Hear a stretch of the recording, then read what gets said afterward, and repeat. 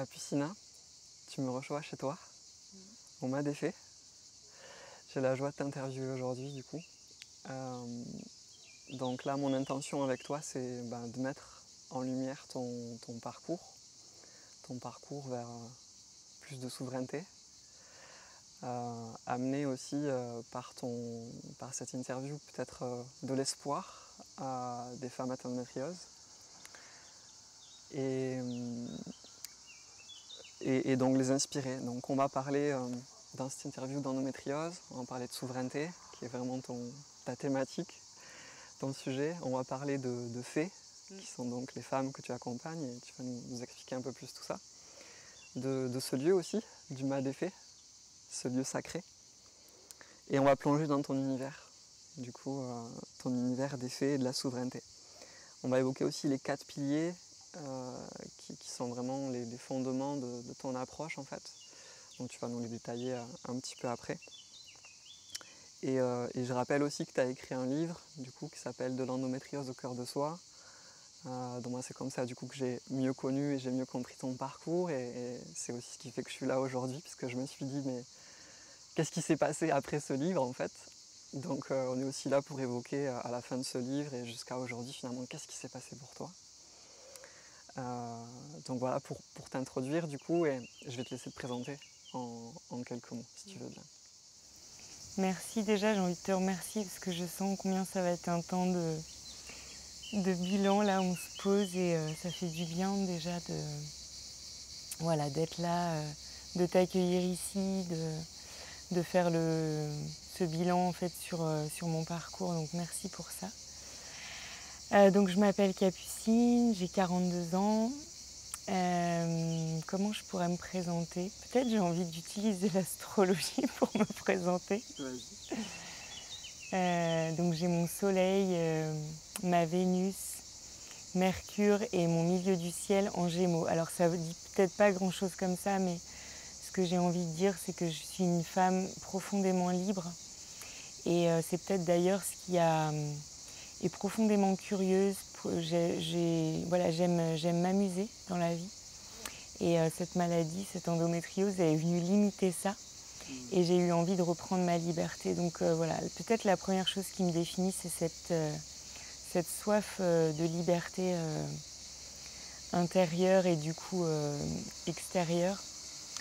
Qu'est-ce que je peux dire aussi? Je suis maman,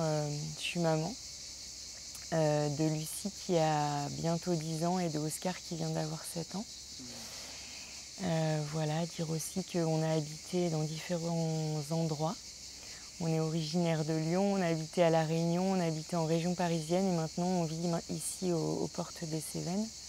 Je le dis parce que je pense que les endroits où on vit, ça vient nous teinter en fait. Donc, et puis je suis une passionnée de l'humain, de son monde intérieur, de tout ce qui...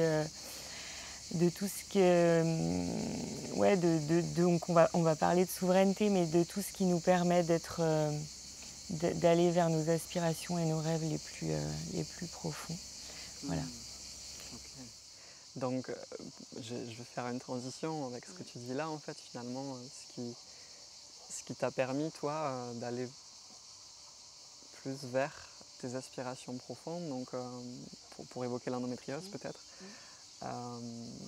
Si tu veux nous dire déjà un peu, alors on va faire un résumé bien sûr parce que tu vas pas pouvoir nous témoigner de ce qui est dans le livre et je vais inviter les personnes à aller voir le livre, mais comment l'endométriose finalement t'a permis, a été une opportunité pour toi d'aller à la rencontre de tes aspirations profondes. Alors au départ, elle a été une contrainte, clairement. Pendant 10 ans, j'ai quand même envie de rappeler ça parce que pendant 10 ans, même plus, de mon adolescence à peu près 27 ans, qui a été le moment où j'ai été diagnostiquée, où j'ai été opérée, ça a vraiment été quelque chose contre lequel j'ai lutté et qui est venu vraiment me confronter par les douleurs, par toutes les contraintes que ça m'imposait au quotidien. Et en même temps, j'essayais de garder la face, de cacher ça à mon entourage. J'avais honte en fait de cette maladie. J'avais honte aussi de l'endroit où elle était localisée, puisque pour moi c'était essentiellement une endométriose vésicale. Donc les symptômes, ils étaient plutôt au niveau de ma vessie. Et j'avais honte de ça, donc ouais, je mettais maintenant je dis ce masque, mais j'en avais pas du tout.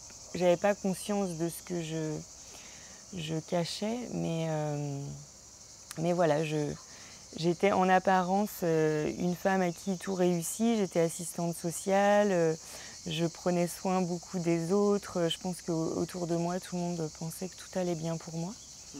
Mais dans l'intimité de mon corps et de ma psyché aussi, il y avait beaucoup de souffrance en fait. Voilà, et puis, mais en fait, il y a eu 10 ans d'errance diagnostique. Et du coup, le moment où on m'a diagnostiquée, c'est comme si là, j'avais enfin quelque chose à explorer. Donc ça a été à la fois un grand soulagement, une grande peur parce que j'ai fait... on m'a dit que c'était une maladie avec laquelle j'allais devoir vivre pour toujours, en tout cas jusqu'à la ménopause. Ça me paraissait bien loin à 27 ans. On m'a dit aussi que je ne pourrais pas avoir d'enfant. Donc voilà, c'était des choses très difficiles à encaisser. Et en même temps, il y a quelque chose en moi qui est du coup, voilà, je sais, à ce moment-là, je disais qui est mon ennemi. Et du coup, je vais pouvoir explorer. Voilà, ça a été cette curiosité au départ, je pense, alors ça a mis plusieurs années. Hein. Ça n'a pas été du jour au lendemain que je l'ai vu ça comme une opportunité. Ouais.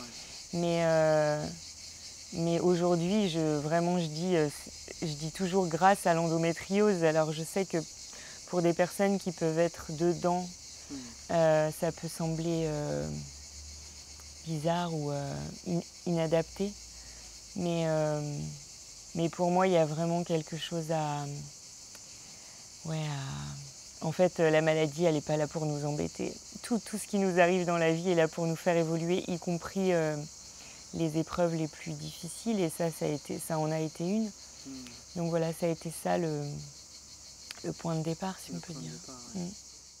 Tu dirais qu'au final, qu'il y a un changement de regard finalement sur la maladie et que c'est possible, j'imagine aussi quand le corps et les douleurs de l'endométriose sont déjà un peu apaisées, finalement, de faire ce chemin vers la voir peut-être différemment. Qu'est-ce qui t'a aidé, toi, vraiment Quels ont été les éléments vraiment déterminants qui t'ont permis de basculer vers aller voir ce que ça veut dire, aller voir quels sont les messages, on va en parler parce que ça fait partie des piliers. Pour toi, quel est le message de l'endométriose? C'est quoi les éléments qui t'ont permis d'aller vraiment en intériorité chercher?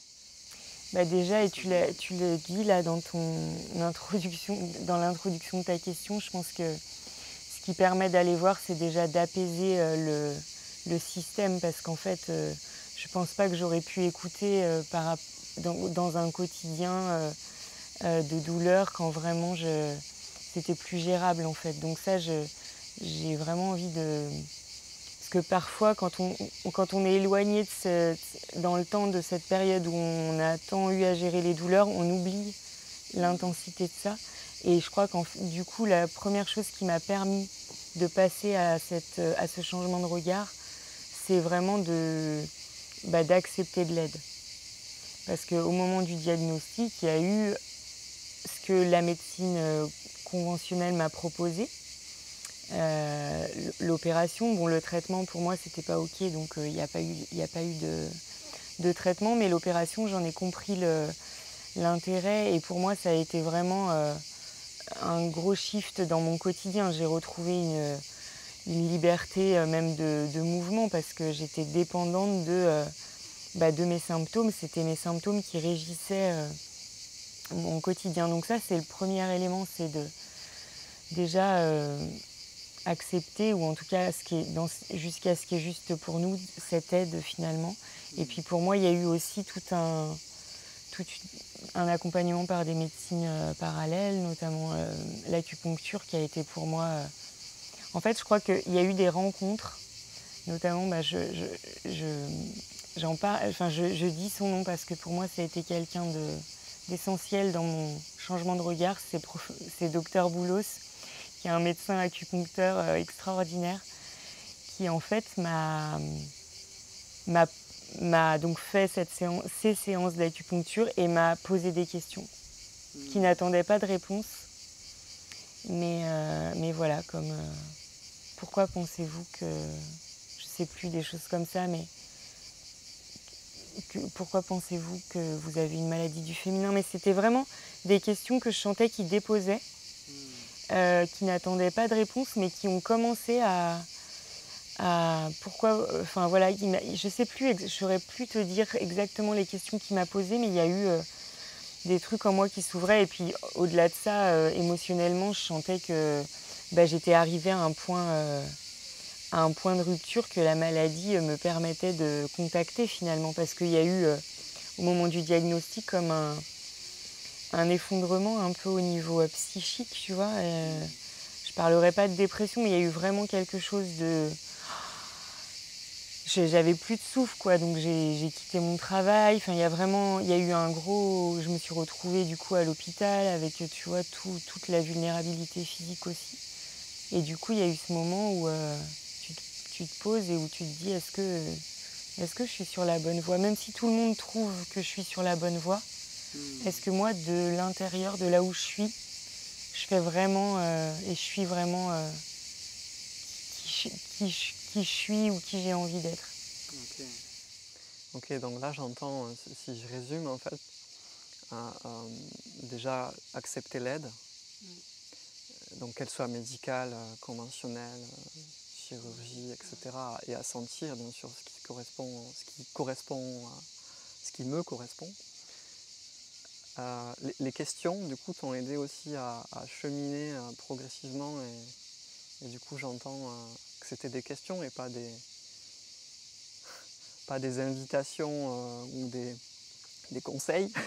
Ou des injonctions. Ou des injonctions, ouais. Voilà, merci. Et tout ça, ensuite, t'as invité à... Donc là, c'est le début de la souveraineté aussi, j'entends, puisque finalement, on arrive à... Ok, même si tout le monde autour de moi, finalement, semble me dire que...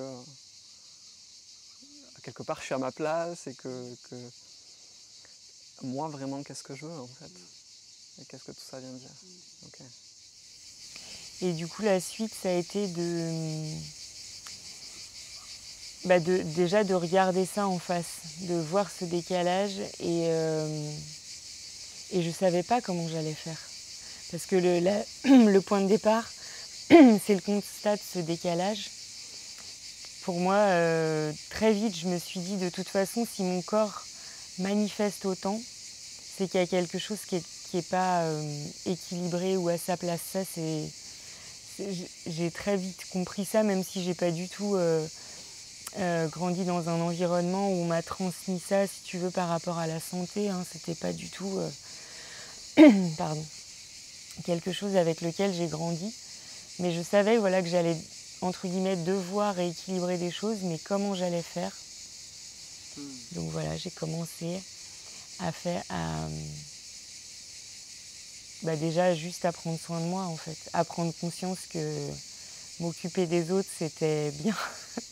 C'était quelque chose que j'aime profondément faire. Mais en fait, de toujours me dire, moi, comment je vis, regarder en fait dans la relation d'aide, la relation d'accompagnement, comment moi je vis ça, ce que je faisais pas en fait.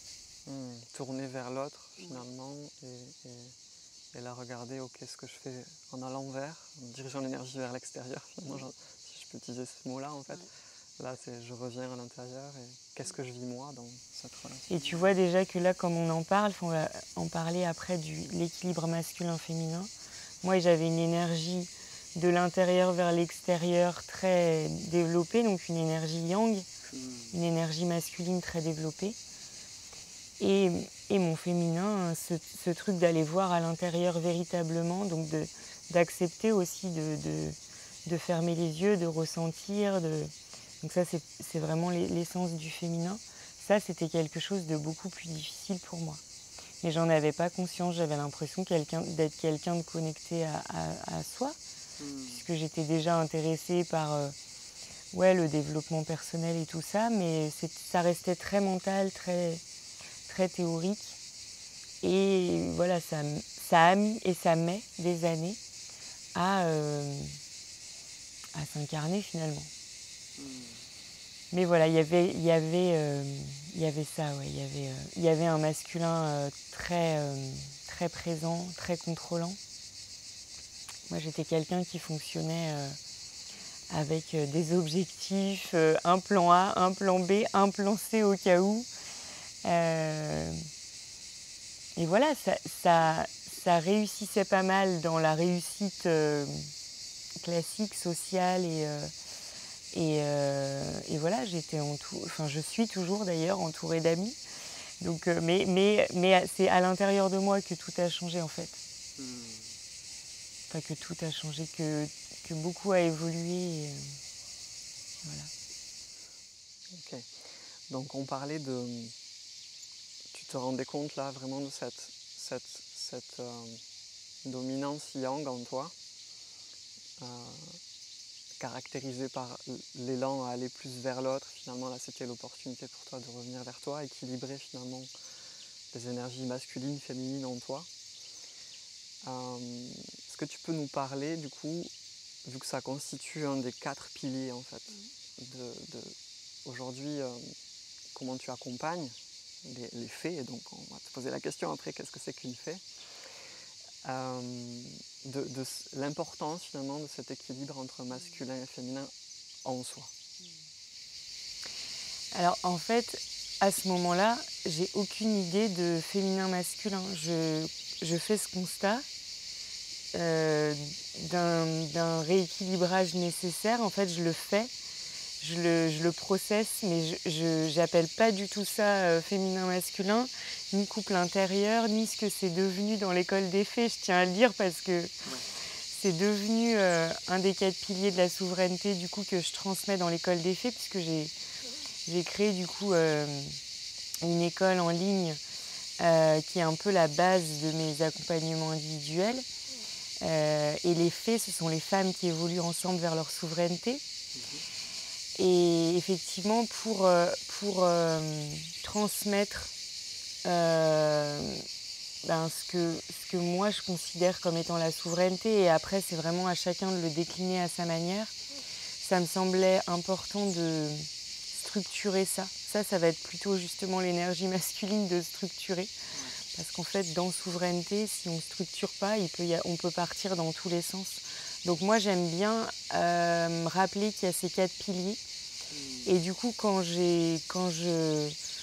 j'amène ce regard, justement ce changement de regard, c'est quelque chose que j'adore, sur lequel j'adore accompagner les fées, que ce soit sur l'endométriose ou sur plein de sujets, parce qu'en fait, le changement de regard, c'est une posture de curiosité à se dire finalement, tiens, si je voyais les choses autrement.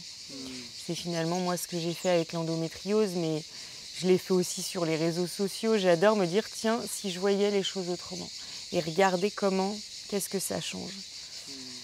Et du coup, pour revenir à ce deuxième pilier, c'est l'harmonie. Donc j'appelle ça au cœur de mon couple intérieur, c'est vraiment cette harmonisation intérieure entre ce mouvement donc, du féminin, de réceptivité qui va être plutôt intuitif et plutôt dans justement recevoir la cyclicité, l'abondance de la vie. Il y a quelque chose il n'y a rien à faire dans l'énergie féminine, il y a juste à être, mais c'est là que ça se complique dans une société où du coup le mouvement plutôt action et orienté résultat et contrôle finalement, alors ça va être plutôt dans la partie blessée du masculin, mais en tout cas on vit dans une société dans laquelle le masculin est plus valorisé que le féminin, où il y a quelque chose d'un besoin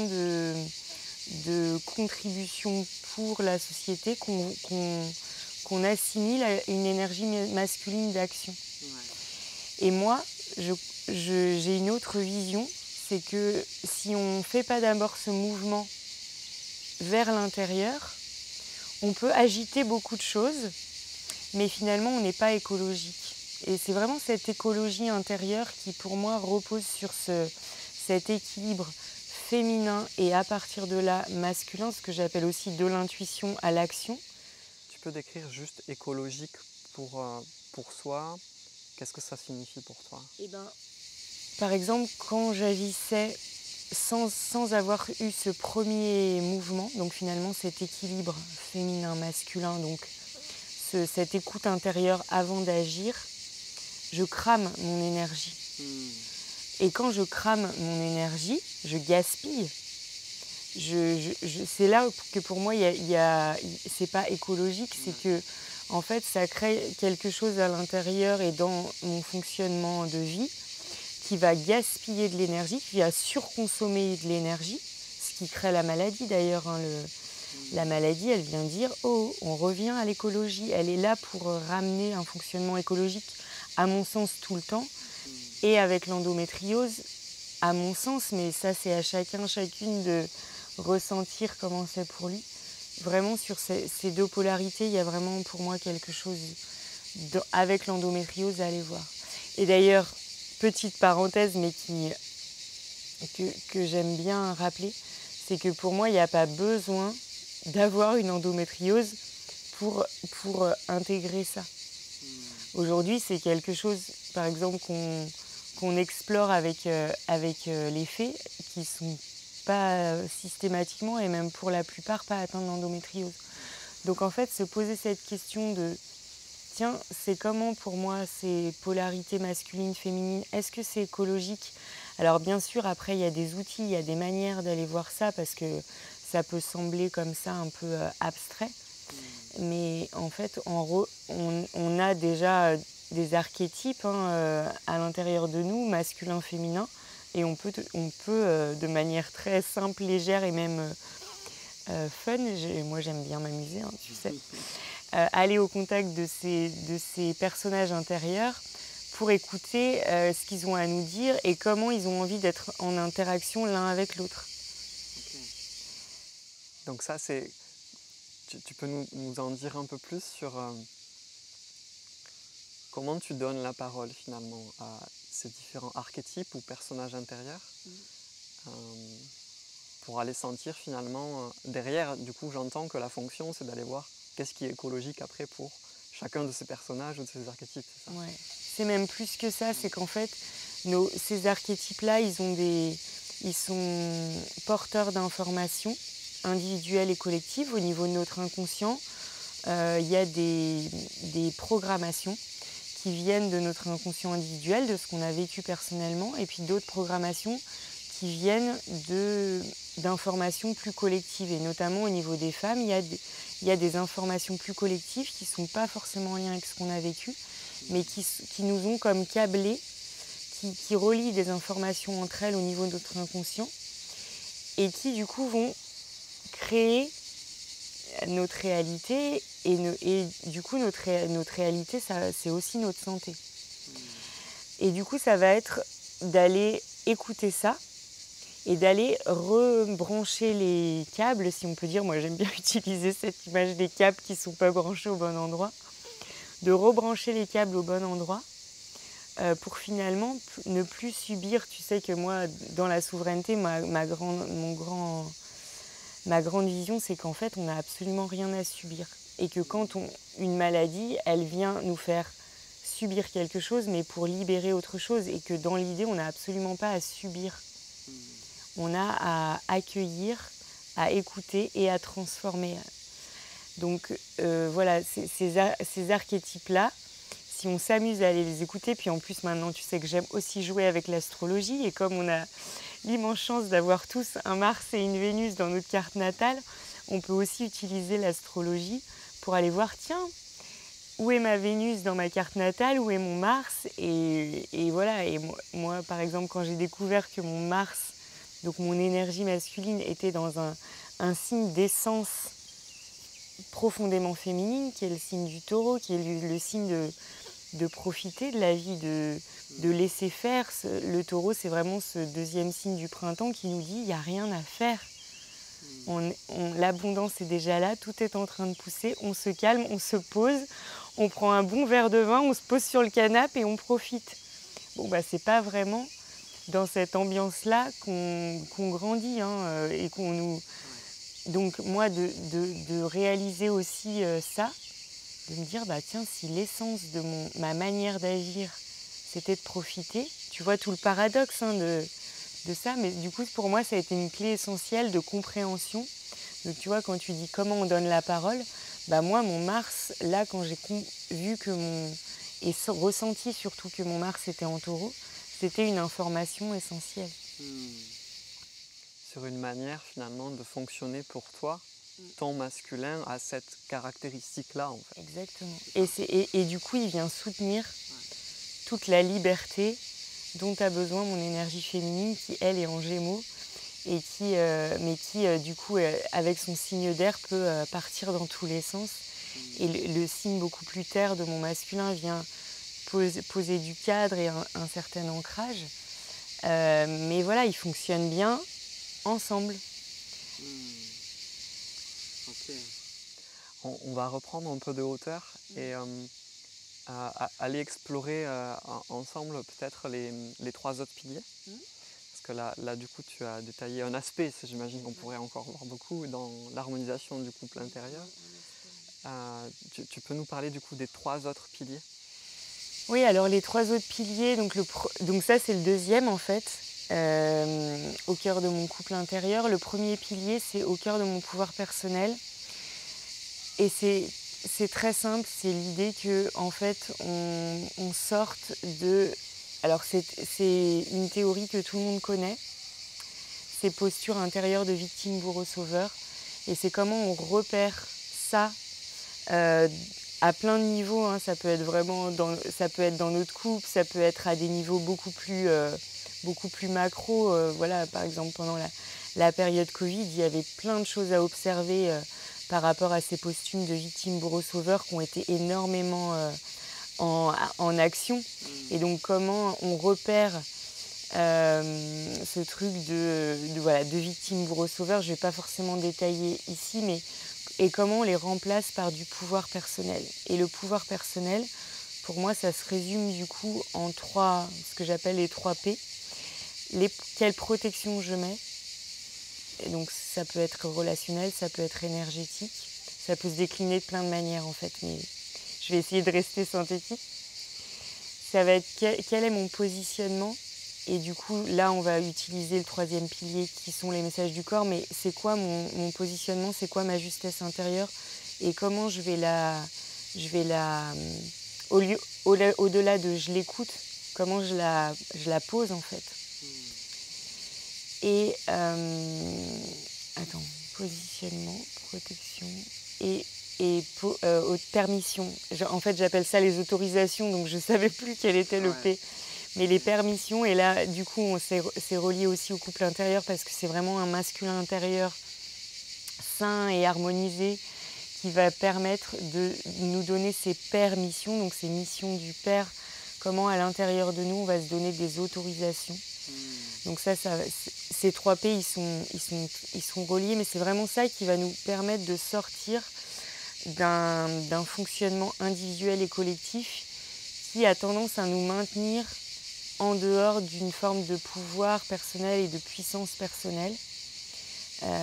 Et en fait, dans toutes ces situations où on se sent impuissant, et évidemment, en tout cas pour moi, ce qui a été insupportable avec l'endométriose, c'était cette impuissance.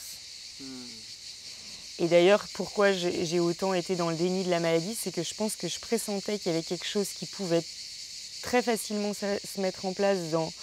Je suis victime d'une maladie, donc la maladie est mon bourreau et venez me sauver. Et donc du coup avoir un regard de pitié, de conseil, de tout ce que je voulais surtout pas déclencher chez l'autre. Donc du coup ma manière, qui n'était pas très juste mais qui a été la mienne, de ne pas rentrer dans ce fonctionnement-là, ça a été de cacher. Ça, mais du coup avec tout le côté pervers du masque et d'un système qui arrive à saturation, parce qu'au bout d'un moment, quand on cache nos émotions, nos douleurs, le corps il crie encore plus fort et haut. Ouais. Et en fait, il y a un moment où le masque tombe et...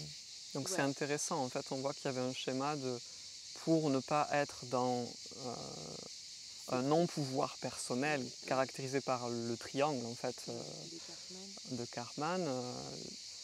C'était inconscient à ce moment-là, mais du coup, pour toi, c'était de ne pas exprimer, de cacher, de mettre un masque, finalement, et de tenir bon, en quelque part, un peu, jusqu'à ne plus en pouvoir, finalement, que la seule solution maintenant, c'était d'exprimer et de laisser la place, finalement, à ce que tu ressentais. Ouais.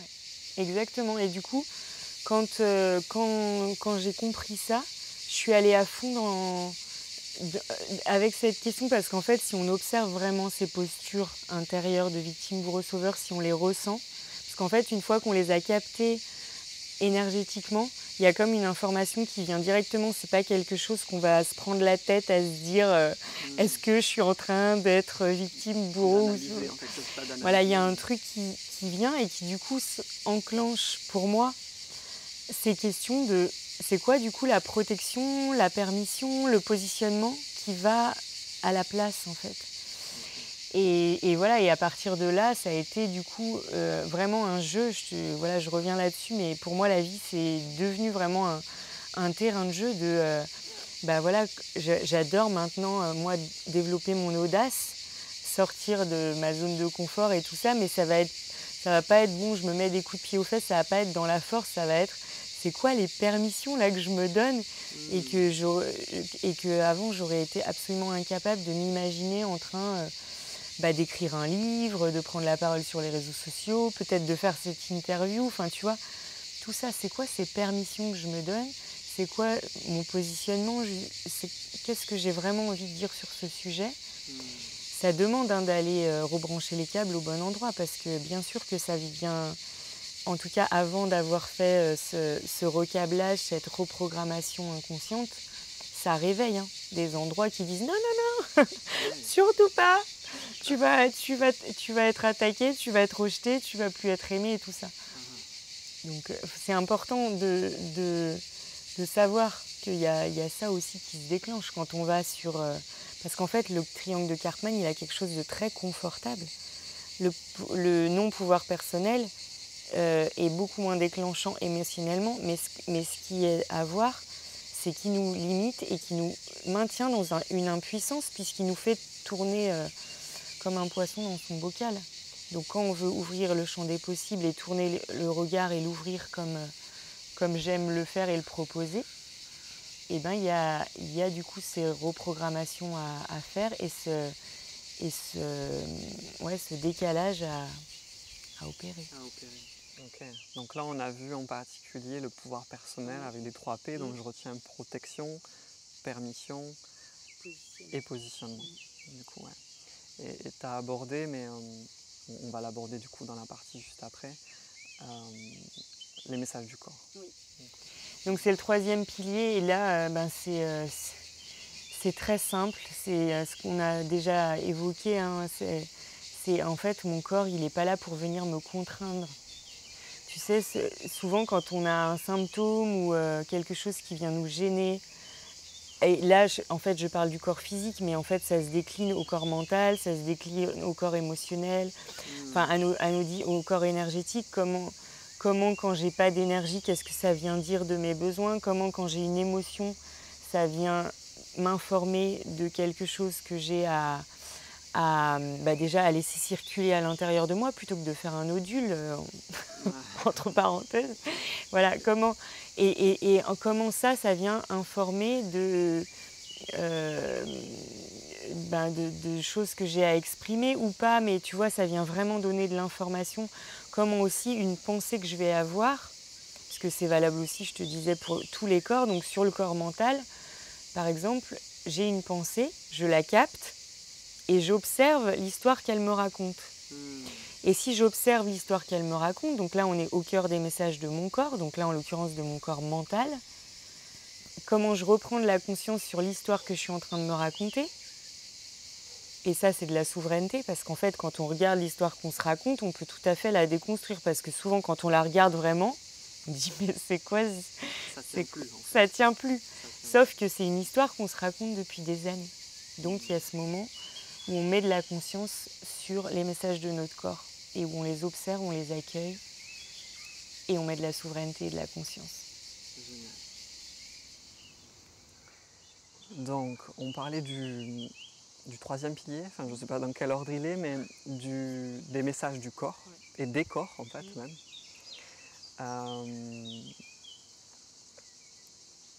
Donc est-ce que tu peux nous parler des autres piliers? Il en reste un ou deux peut-être? Il en reste un. Ok. Donc du coup, si tu peux nous parler du quatrième pilier. Bah, le quatrième pilier, c'est au cœur de mon féminin, et du coup c'est celui qui est peut-être le plus difficile à exprimer, parce que c'est vraiment du ressenti. C'est vraiment c'est toujours, à chaque fois qu'on me demande de parler des piliers, c'est toujours celui dont j'ai le plus de mal à parler avec des mots, et néanmoins quand j'en parle, je sens que voilà, ça s'ouvre et qu'il y a quelque chose voilà, comme ça. Peut-être pour parler de ce quatrième pilier, je peux vous raconter comment les 4 piliers sont venus en fait. Ouais. Comment ils sont apparus dans ma vie, parce qu'en fait, et comment d'ailleurs le monde des fées aussi est apparu. Parce qu'en fait, c'est des choses que j'ai alors canalisées, reçues, je ne sais pas comment dire ça. Et puis moi, quand j'entendais ça il y a quelques années, je me disais mais c'est complètement perché. Mais en fait, le féminin, c'est cette capacité à recevoir de l'information, à ouvrir à l'intérieur et à accepter aussi qu'on reçoit différemment selon les saisons, selon notre cycle féminin, selon plein de... En fait, de ressentir toutes les subtilités de notre capacité à recevoir, de sentir qu'il y a des moments où ça est beaucoup plus ouvert et puis d'autres moments où ça se referme et que c'est très juste. C'est cette fermeture ou cet hiver qui permet qu'à l'été, ça... Tu vois, donc il y a toutes ces subtilités-là dans ce dernier pilier. Et par exemple, les fées, ou ces 4 piliers, c'est ces mots de fées, femmes qui évoluent ensemble vers leur souveraineté. C'est quelque chose que j'ai reçu à un moment où j'étais en méditation, tu vois, je prenais un temps. Et en fait, à l'intérieur de moi, je reçois ça. Et du coup, ça va me permettre aussi de faire la boucle avec féminin-masculin. Donc là, le féminin reçoit. Je reçois le nom. Je ne sais pas ce que c'est, la souveraineté, j'ai jamais entendu ça de ma vie. Donc le premier réflexe, c'est de me dire c'est quoi cette histoire, c'est n'importe quoi. Et là, du coup, je vais pouvoir aussi parler du masculin-féminin. Parce qu'un masculin intérieur blessé ou non harmonisé, il va discréditer, il va décrédibiliser l'information reçue. Okay. C'est valable pour toutes nos sensations. Je ressens à l'intérieur de moi que la vaccination, c'est pas quelque chose de ok, par exemple. Le masculin, il vient dire non mais c'est quoi ton délire, tu vas faire comme tout le monde et puis c'est tout. Un masculin sain, et ça peut être n'importe quel positionnement en fait, on s'en fout c'est vraiment très personnel, mais c'est vraiment, ça vient en soutien.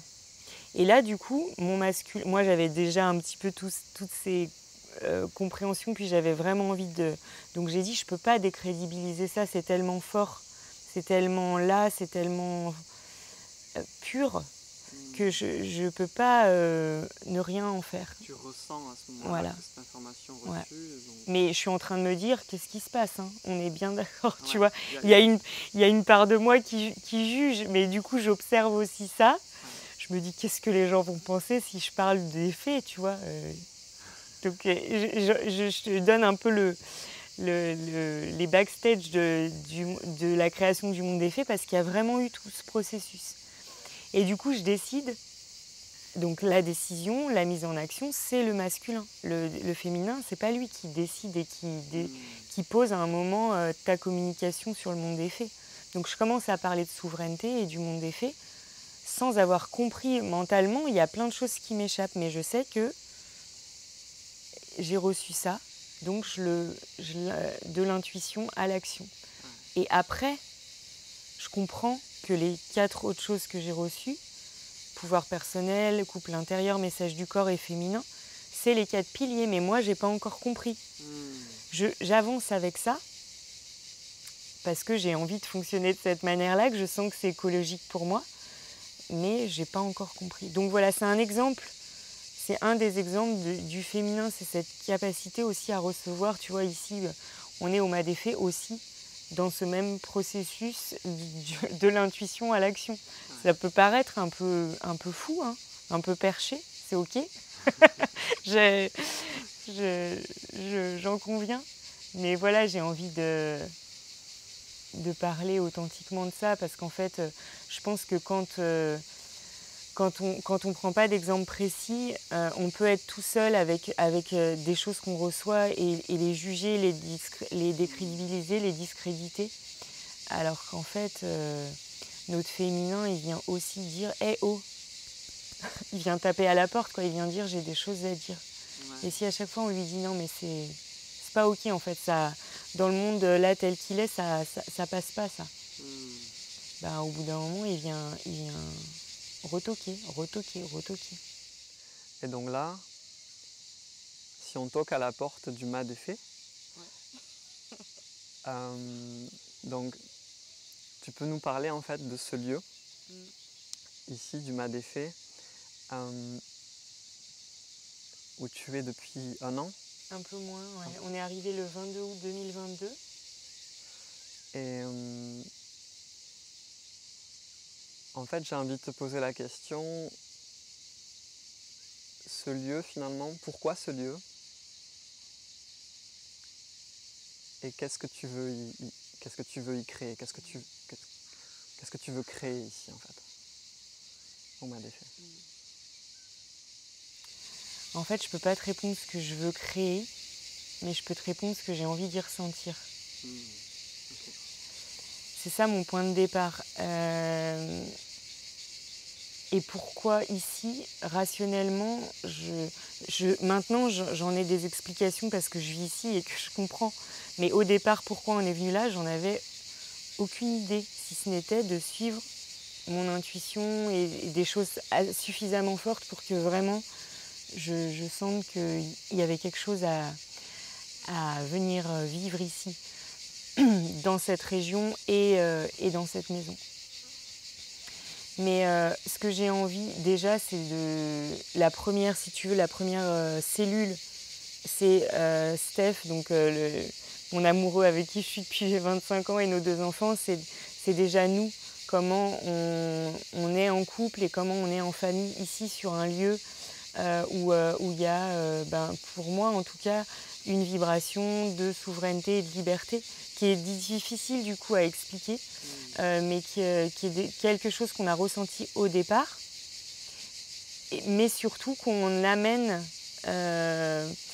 qu'on développe, voilà, tu vois, faire cette interview ici et pouvoir exprimer ce que je suis en train d'exprimer sur l'endométriose et des choses que maintenant je dis plus facilement, mais au départ quand j'ai commencé à dire des choses comme ça sur l'endométriose, ça a réveillé énormément de peur en moi. Je me disais que j'avais pas le droit de parler de la maladie de cette façon-là, comment les personnes allaient, comment les femmes allaient recevoir ça. Je me rappelais aussi les situations dans lesquelles j'avais été. Je me disais si j'entendais ça, si j'avais entendu ça à ce moment-là, comment je l'aurais vécu. Et je pense qu'il y a une partie de moi qui aurait été très peut-être en colère ou tu vois un truc de non mais c'est pas si facile, mais qu'est-ce qu'elle a elle avec son tu vois avec son mas des faits là, moi je suis pas en train du tout de vivre ça, et du coup d'un truc qui déclenche à l'intérieur, et en même temps qu'est-ce que j'aurais aimé entendre ça. Donc en fait et la souveraineté c'est ça, c'est en fait je viens dire ça et j'ai tellement confiance que ça va arriver au bon endroit, mais je sais pas comment. Et c'est la même chose sur ici. Je sais qu'on va vivre plein de moments de souveraineté, je ne sais pas encore comment. Enfin là, il y a des événements qui arrivent, tu vois. J'ai déjà fait des immersions dans le cadre de mes accompagnements ici, et puis j'organise un stage au mois de septembre. Donc, il y a des choses qui se... Mais d'abord, c'est moi, mon couple, ma famille, et après, plus largement, toute notre... Je dis nôtre maintenant parce que c'est vrai que c'est une vision qu'on partage avec Steph, même si lui, c'est pas son activité et tout ça. Mais voilà, on s'amuse ensemble avec la vie, donc forcément, la souveraineté, il en entend parler. Puis aujourd'hui, on joue beaucoup aussi avec la notion d'abondance, avec la notion d'argent, avec la canalisation aussi financière par rapport à l'immobilier. Enfin, tu vois, on décline ça à plein de niveaux parce qu'en fait, la souveraineté, elle est vraiment déclinable à tous les champs de vie. Tous les plans. Ouais, tous les plans, ouais. Ok. Tu as abordé très rapidement tes accompagnements. Du coup, qu'est-ce que tu proposes du coup actuellement? Donc tu as fait récemment en fait, vraiment tu as décidé de te concentrer sur une offre d'accompagnement pour les fées, donc pour les femmes qui évoluent ensemble vers la souveraineté. Tu peux nous parler du coup de cette offre que tu... Ouais, parce qu'avant je partais dans tous les sens et ça, tu vois, je fais encore le lien, mais c'est le féminin qui peut... si en fait on écoute tout ce qu'on reçoit comme info, on peut aussi partir dans tous les sens et il y a un moment, le masculin il vient remettre un cadre parce qu'en fait si on fait ça, il y a quelque chose qui n'est pas non plus durable. Et moi en fait en créant cette entreprise au cœur de soi et maintenant j'en parle vraiment comme ça, c'est aussi un mot avec lequel j'ai eu du mal pendant longtemps, mais si je la rends pas pérenne et si je donne pas une direction, un focus, je peux vraiment partir dans tous les sens et du coup l'énergie elle se dilue et il n'y a pas le cadre qui lui permet finalement de la sublimer et de faire que ça fonctionne. Donc l'écologie du couple intérieur, c'est vraiment ça aussi. Du coup j'ai recentré ce que je propose sur une offre d'accompagnement premium. Donc ça, c'est le cadre, mais en fait, à l'intérieur, c'est du sur-mesure. Donc c'est beaucoup de liberté dans les modalités, dans ce que je propose, puisque c'est vraiment avec chaque fée, à partir d'un échange via Zoom d'une heure, que je vais faire une proposition en fait individualisée, qui va se décliner d'une manière que j'ai à la fois réfléchi masculin et à la fois ressenti féminin. Et donc je vais vraiment utiliser mon couple intérieur pour co-créer ce que je pense être la plus belle offre d'accompagnement pour la fée qui m'a demandé de lui faire cette proposition. Et voilà, et à partir de là, soit on en reste là parce que c'est pas le moment et c'est complètement ok. Moi j'adore en fait, il y a tellement de souveraineté qui vient rien que dans cette étape en fait. Avant même. Cette étape donc d'échange avec soi d'une heure en fait. Ouais, et de pouvoir lire une offre d'accompagnement individuel dans ce contenant qui est le monde des fées, avec cet autre contenant qui est au cœur de soi. Parce qu'il y a vraiment, qu'est-ce que tu peux aller voir à l'intérieur pour nourrir ce qui a été échangé en fait pendant le temps qu'on a passé ensemble. Et puis après, voilà, il y a du coup mes offres, souvent il y a de l'accompagnement téléphonique parce que c'est une modalité d'accompagnement que j'adore, qui est pour moi un merveilleux moyen d'aller très en profondeur et d'une manière très légère. Et tu as compris, j'aime la légèreté aussi. Donc dans la forme, c'est hyper léger, mais du coup, on est en... Voilà, il y a aussi un cadre, parce que c'est pareil, si on met pas un cadre sur un accompagnement téléphonique, ça part dans tous les sens. Donc là, il y a un cadre, mais qui permet au quotidien d'intégrer les 4 piliers de la souveraineté sur des choses très très concrètes qu'on vit. Donc tu vois, on parlait tout à l'heure du triangle de Cartman, là voilà, on fait des hold-up de posture victime-sauveur et on repositionne les choses différemment. Tu vois, toutes mes compréhensions, en fait, on les intègre, enfin la fée les intègre, mais à partir de ce qu'elle me partage de son quotidien, de sa vie, de ce qui la challenge, et aussi de ce qui la challenge pas, mais de ce qu'elle sent en mouvement par rapport à la manière qu'elle a d'intégrer sa souveraineté et de reprendre du pouvoir sur des éléments de sa vie qu'elle pouvait jusqu'à maintenant subir. Et ça ne veut pas dire qu'elle était dans une situation de détresse, hein. C'est pas du tout la posture avec laquelle les fées rentrent dans mes accompagnements, mais vraiment avec l'envie d'explorer son intérieur et de capter à quel point il est créateur, il est puissant. Ok. Donc là, imaginons je suis une fée, je me reconnais dans ton monde là et tout ce que Bienvenue Gaëtan, tout ce que tu serais le premier homme du monde des fées. Non, en vrai, t'es pas le premier. c'est comment je fais là en fait pour te contacter, pour peut-être avoir cet échange avec toi. En fait, moi, c'est très simple de me contacter. Ça peut être par les réseaux sociaux en message privé, ça peut être via la page de contact de mon site internet Au cœur de soi. Ouais. C'est facile de me trouver. Après, je pense que c'est le plus... Je pense que c'est pas de me trouver. L'étape qui peut challenger, c'est d'oser. C'est d'oser. Et moi, j'aime bien rappeler que dans endométriose, il y a ose. Ouais. Ça a été quelque chose pour moi, ça peut paraître tout bête, mais quand j'ai capté que dans endométriose, il y a ose, et qu'au lieu de me concentrer sur endomètre, problème et tout, j'allais plutôt aller vers la solution qui pour moi a été l'audace, ou en tout cas une partie de ce qui remettait encore une fois du pouvoir personnel et qui me sortait de l'impuissance de cet endomètre là qui faisait des nodules et tout, et de là, moi dans ose, tu vois, je peux agir quoi. Ouais. Dans endomètre qui crée des nodules, bon bah je suis là, ouais super, et moi je fais quoi? Donc voilà. Donc en fait c'est pas tellement où me trouver, je pense c'est juste si tu sens l'appel, envoie juste si tu sais pas quoi écrire, mais juste fais, et je saurais que... Ok, on t'écrit fait et, ouais. Et du coup déjà ouais. ça c'est un premier mais pas. C'est hyper puissant quand t'écris ça. Vers oser. Mais ouais. Ok. Capucine, est-ce que tu as, en ayant fait, voilà, on arrive à l'issue de l'interview, c'est quoi finalement le message en fait que tu as envie de délivrer là en fait au monde, aux faits, à une femme peut-être qui a eu aussi un diagnostic récemment d'endométriose, quelle que soit l'étape finalement où elle en est dans son parcours à l'endométriose, et plus largement on s'adresse aussi à toutes les fées qui n'auraient pas d'endométriose. Ouais. C'est quoi le message vraiment que tu aimerais déposer là? C'est qu'en fait, tu sais, tu sens, aie confiance. Tu sais, moi j'ai tellement discrédité mes ressentis, j'ai tellement pas écouté, et en fait, c'est vraiment, si j'ai un message, c'est ça, c'est à l'intérieur de toi, en tout cas, il y a une part.